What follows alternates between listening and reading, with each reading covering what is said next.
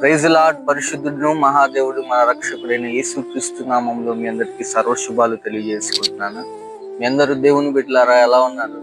దేవుని సన్నిధిలో సంతోషము కలిగి దేవునితో నడుస్తున్నారని నేను నమ్ముతున్నాను. ఈ రోజు కూడా దేవుని వాక్యాన్ని వినడానికి మీరెంతో ఆసక్తి కలిగి మీరు వినాలని కోరుకుంటున్నారని నేను నమ్ముతున్నానండి. చూద్దాము, దేవుని వాక్యాన్ని మనం ఒకసారి గమనించినట్లయితే యోహాను సువార్త 5వ అధ్యాయం 8వ వచనం మనం ఒకసారి చదువుదామండి.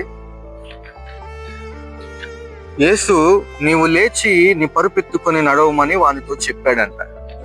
ప్రియులారా, ఇక్కడ బేతస్తా కోనేటి దగ్గర 38 సంవత్సరాల నుంచి ఉన్న వ్యాధి కలిగిన వాడు, తనకి నడవాలనే ఆలోచన ఉన్నది, కానీ నడవలేని పరిస్థితిలో అతను జీవిస్తున్నాడు.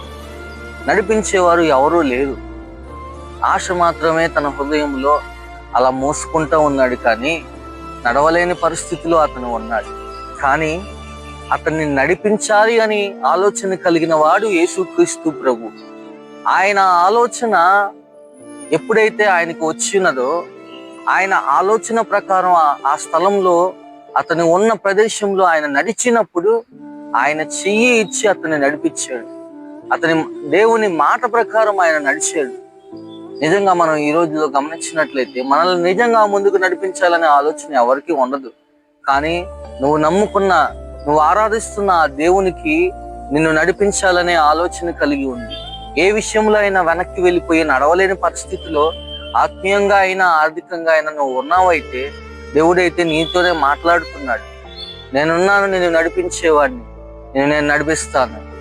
ఆయన మాట చొప్పున నువ్వు లేచి నడవమని దేవుడు నీతోనే సెలవిస్తున్నాడు. Praise Lord. God bless you.